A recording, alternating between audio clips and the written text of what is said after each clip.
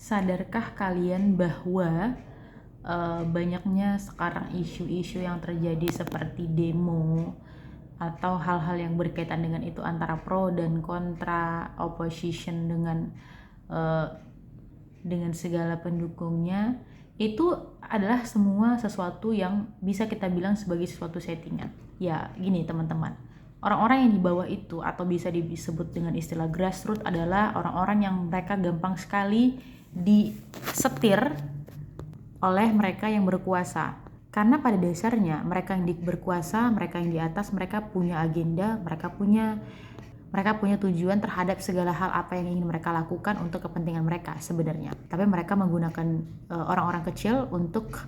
mencapai kepentingan mereka, merangkak sampai ke tujuan mereka. Itulah kenapa selalu berpikir untuk critical thinking, selalulah untuk belajar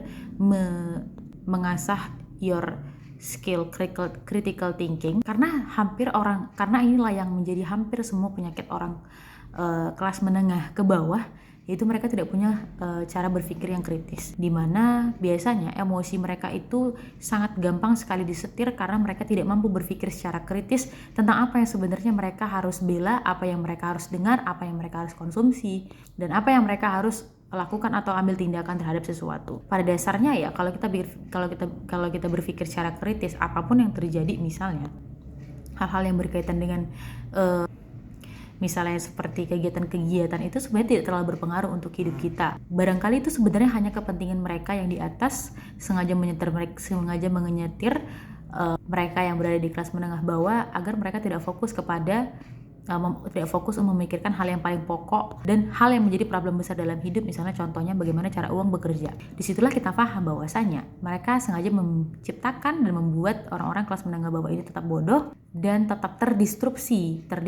pemikirannya agar mereka tidak sempat berpikir untuk hal-hal yang penting dan esensial di dalam hidupnya. Meskipun sebenarnya negara atau kapal itu sudah berada di tepi jurang, tapi mereka sengaja menciptakan isu-isu baru atau pengalihan isu agar orang-orang yang banyak ini, orang-orang yang dalam tanda petik kelas menengah ke bawah ini tidak sadar bahwa mereka sedang berada di pinggir atau di tepi jurang. Itulah kenapa teman-teman, selalu aku ingin sampaikan, ketika kita ingin mengambil suatu tindakan,